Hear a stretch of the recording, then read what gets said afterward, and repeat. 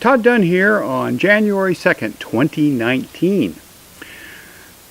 Well, I've finished my 30 days on Mount Desert Island series of 30 videos, and now I'm moving on to other things. Over the next few videos, I'm going to stick with automotive videos, in which I'm going to do a couple of reviews of the vehicles that I have. And I'm also going to talk about some automotive things in general. In particular, I'm going to make at least one video about electric cars, because I'm interested in electric cars. So, what's today's video? Today, I'm going to do a review of my new 2019 Ram 1500 Tradesman Classic with the Express trim package, which is a little bit complicated, but that's it. So let's take a look at the truck. Okay, here we go. This is it. This is a 2019 Ram 1500 Classic. It has a sort of hybrid trim package. The truck is listed on the invoice as a Tradesman trim level, but it also has the Express package for the accessories. And I'll just go through some of the details of the truck's setup, and then we'll take a look at it. Okay, as you can see, this is a Ram 1500. It's a classic, which means that it's the older design. And the reason I bought that rather than the new 2019 design is that the frame is quite different. And the brand new 2019 Ram has a frame that is not compatible with a snowplow. In fact, if I had put a snowplow on that truck, it would void the warranty. Consequently, I ended up with the older design, the Classic. Okay, the first thing about this truck is, one, it's a 1500. That means it's a half ton. It's also what they call a quad cab, which means it has a back seat and 4 doors. And as we'll see in a little bit, it also has a 6-foot 7-inch bed. The other significant detail is that it is a Hemi model, which means that instead of the small 3.6 liter V6, this has a 5.7 liter Hemi V8 engine. Because of that, it also has the heavier duty 8-speed 8 HP 70 automatic transmission, which is a transmission based on a ZF transmission originally developed for the BMW 7.0 series vehicles. So that's a heavy duty transmission that can handle the 410 pounds of torque that this 395 horsepower V8 puts out. The vehicle is rated for 16 miles per gallon city and 21 miles per gallon highway. I haven't actually driven it on the highway yet because the closest highway is over 50 miles away, but just driving around Mount Desert Island at speeds up to 50 miles an hour, I get around 20 miles per gallon, which I think is pretty good. It's better than my old 2009 Chevy Silverado 1500 with the 4.3 liter V6. That one averaged about 15. So this is better mileage, bigger engine, more capacity. The truck is also equipped with the 17-inch aluminum wheels and appropriate tires. And let's see, they're 265/70 R17s, all weather tires, and I have never felt any need for more aggressive tires than all weather tires in the 30-some years that I've lived in snow climates like this. And for the last 8 years that I've been snow plowing, I've never needed more aggressive tires. Okay, at this point I think what we're going to do is take a walk around of the truck and get a feel for exactly what it looks like, and we'll climb inside and look at the interior features. Alright, well, here's the front end of the truck. I didn't splurge for the chrome trim, chrome grill, all that stuff, because it cost, you had to buy a package that cost something like $2,800 to get that, and frankly I could care less about chrome. So it does have 4 halogen headlights, and down there in the bumper on either side there are fog lights.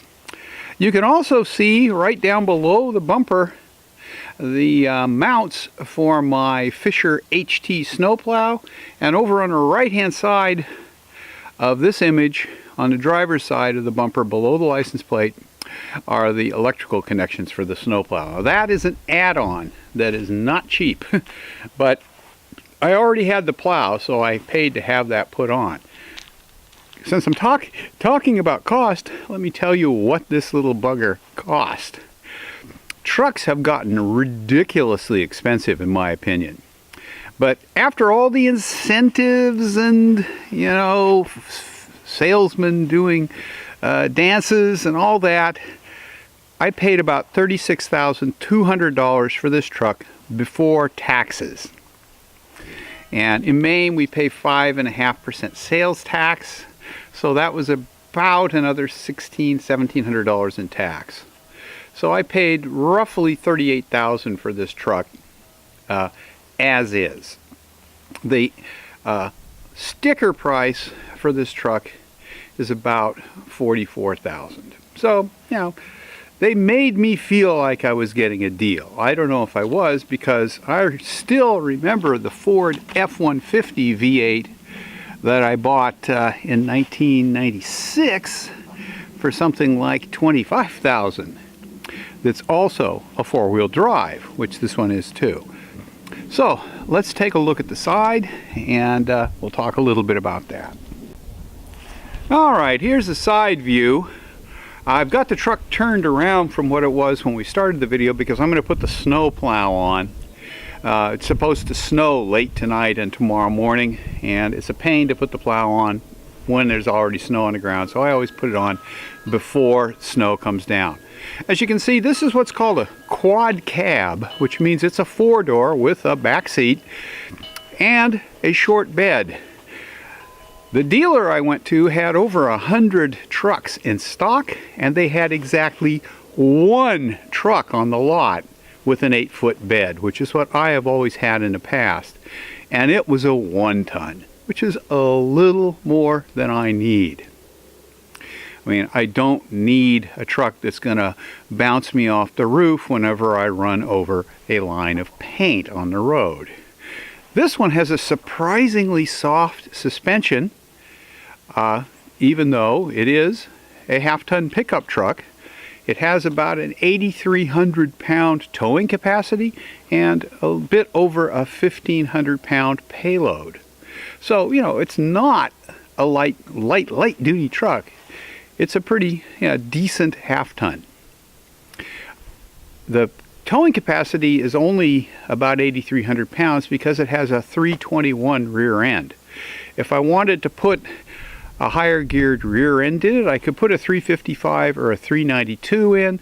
With the 392, it would push the towing capacity up into the 11,000 plus pound range.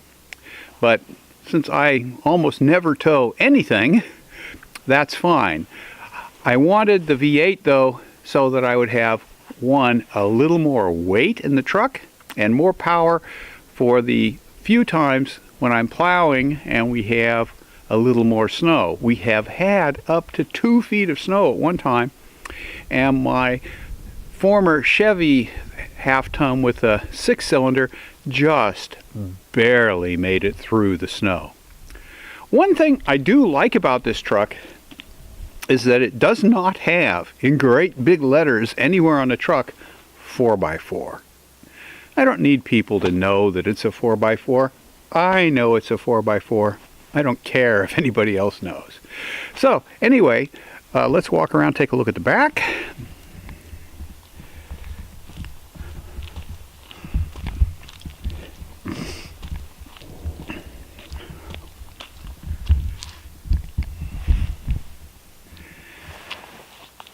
Now, here's the back of it.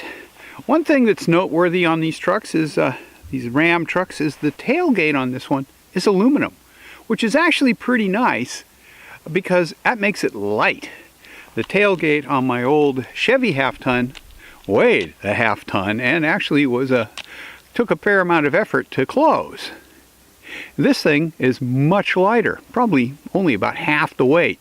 However, I got to be careful about backing into something because aluminum is very expensive to repair if you ever put a ding in it. If you look there below the bumper, you can see that I did have a Class 4 trailer hitch receiver put onto it, and it does have both 4 and 7 pin wiring connections, so that if I ever buy a trailer of any kind, I will be able to tow it without too much trouble. I did not put the brake controller on it, but that's a relatively inexpensive add-on that I probably will do at some point in the future if I buy a trailer. So this is it. I'm going to walk up there and open the tailgate so you can... Okay. That's one thing that's interesting is this tailgate has a lock. When you lock the doors using the remote lock, it locks the tailgate too. And unfortunately I've unlocked it, but you can see this tailgate is light. That's one finger. And I can close it with one finger. I got a little sand in the back for snow plowing. It also has a backup camera, which is right here, which is really nice. I really like it for backing into places, particularly, parallel parking. I can tell where I am relative to the lines that mark the parking place. Okay, let's take a look inside. This is the back seat.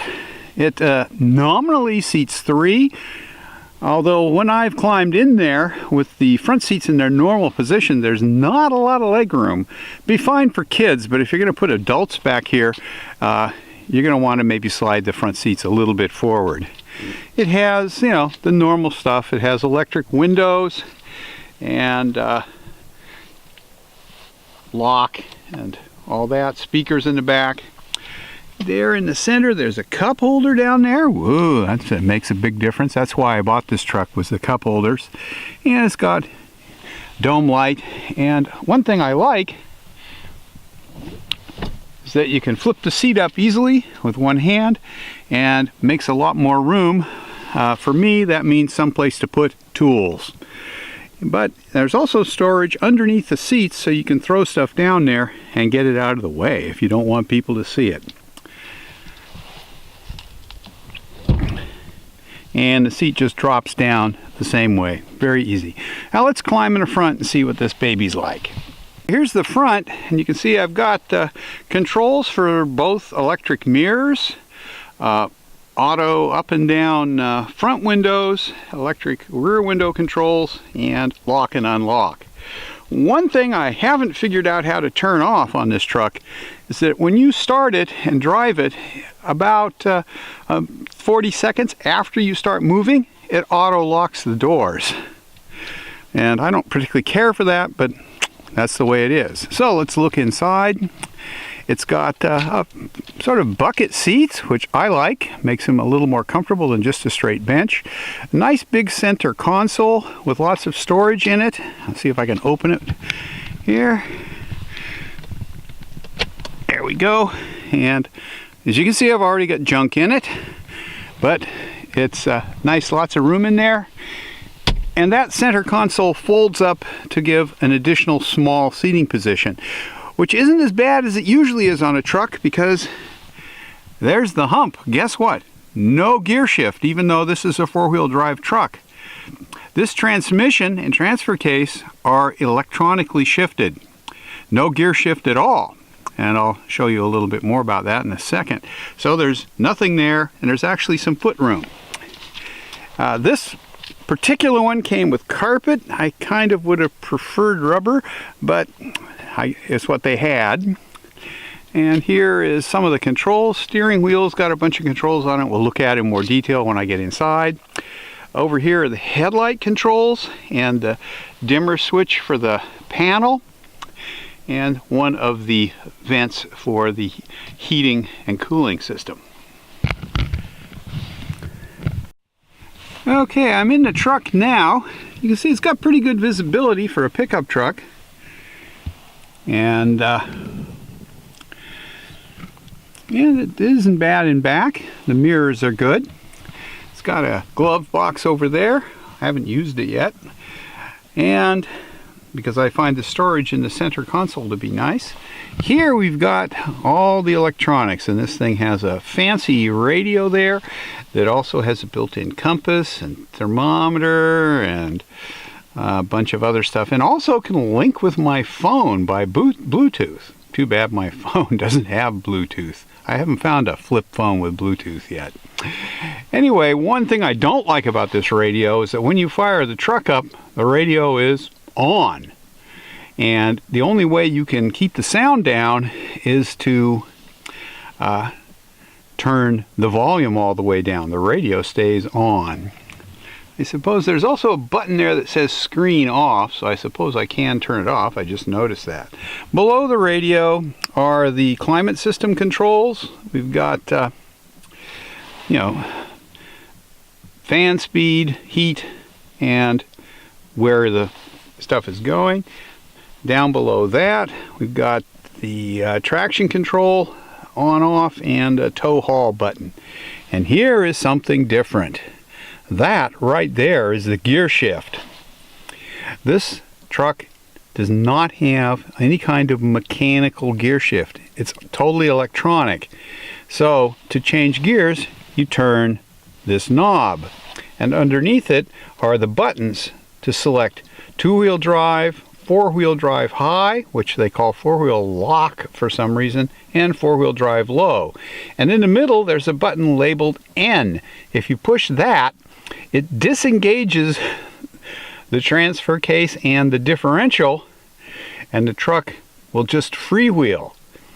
If you accidentally push that button after parking the truck, if you don't set the parking brake, the truck could just roll away on you.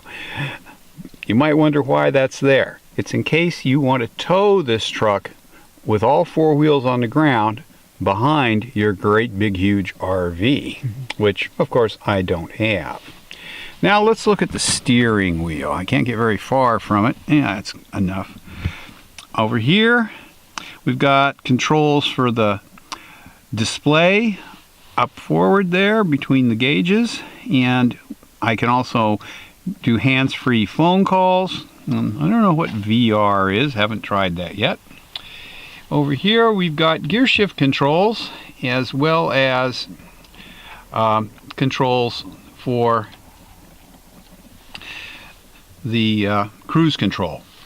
The gear shift, since it's electronic shifting and it's an 8-speed transmission, while you're driving you can shift gears up and down just by pushing these buttons, and it will display your gear in the screen forward, which we'll look at in a second. Up here, if I look through the steering wheel, you can see the tachometer on the left with the temperature gauge, and there's a little screen in the center which displays information about the vehicle, and on the right we've got the speedometer with the fuel gauge. So let's fire this baby up and see what it's like. Of course, it doesn't have an actual key, it's got this thing. So put it in there and fire it up. Alright, it's got the usual display of 25 different things. Here in the center is a screen that you can set what that displays. Right now I've got it to set to fuel economy. You can set it to any of these different things. Trip odometers, messages, I don't know, I guess that's if the truck wants to talk to you, and screen setup. And you pick which one you want by just using the up and down arrows on the left side of the steering wheel. If we selected vehicle info, it gives us tire pressures. When the truck is cold, they seem to be slightly different, but once the truck has been driving for a while, they'll all come up to a uniform temperature. I think they're reading 35 on the driver's side and 37 on the passenger side because I had the truck parked so that the passenger side was in the sun and the driver's side was in the shade. And the current temperature is shown up top. It's 23 degrees out, nice and warm. So I usually leave this in fuel economy mode just because. And you can see that since I bought the truck, I haven't reset it. My average fuel economy has been 16.2 miles per gallon, which is about 2 miles per gallon better than my old truck. But if I'm driving around at higher speed, it gets closer to 20, which I quite like. Now the truck is running, and I'm gonna put it in gear down here. There we go. That's reverse, and when you put it in reverse, the backup camera comes on. You can see it there on the screen. And one thing that's interesting about this backup camera, I'll back up a little and you'll see, is you see, watch the lines on the camera. As I turn the wheel, they turn to indicate where the truck is going to go, which is a feature I like quite a bit. And if you back up until you something is in the red, it's about 4 inches from the bumper, so you don't want to get into the red. But I like the backup camera. That's a nice feature.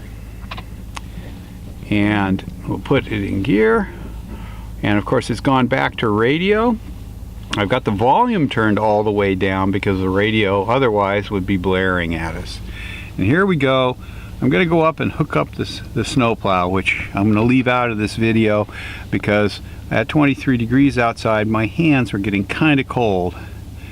Anyway, this is my 2019 Ram 1500 Classic Tradesman Edition with the 5.7 liter V8 Hemi engine and four-wheel drive.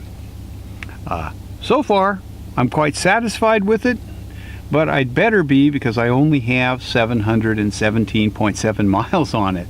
If I was dissatisfied, I'd be pretty upset about it at this point.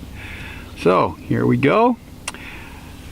Thanks for watching. Hope you maybe found something interesting about this video and seeing my new toy, and hopefully it will continue to work for me for quite a while. If you liked the video, please give me a thumbs up, and also please subscribe to my channel if you haven't, and if you want notifications about future videos, click the little bell on right next to the subscribe button to get them. Thanks for watching.